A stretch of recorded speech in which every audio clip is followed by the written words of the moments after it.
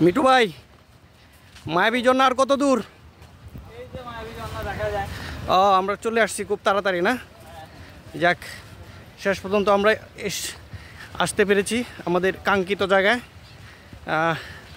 এই যে সামনেই মায়াবী ঝর্ণা, আপনাদেরকে দেখাবো, আপনার সাথে থাকেন। প্রচুর রৌদ্র, এই রৌদ্রে এই যে আমাদের একজন ফটোগ্রাফার ভাই আছে, ওনাকে নিয়ে নিচ্ছি, আমরা ছবি তুলব।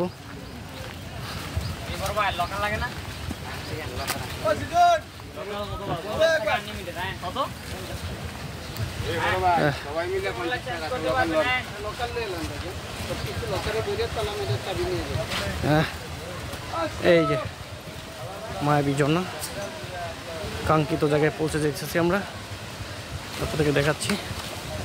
দেখেন ঝর্ণা,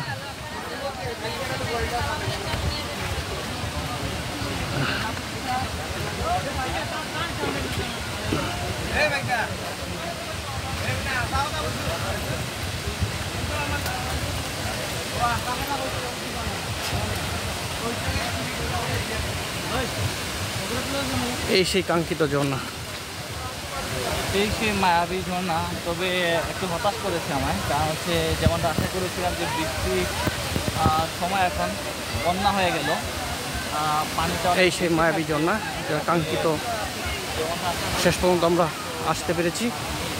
এই যে পর্যটকরা যারা আছে গোসল করতেছে, বা খুব সুন্দর দৃশ্য। আসলে যেরকম হওয়ার কথা ছিল সেরকম না, এই যে সেরকম ছিল কালকে, কিন্তু বৃষ্টি নেই, পানি অল্প, তেমন একটা ভালো লাগতেছে না। এই হচ্ছে মায়াবী ঝর্ণা।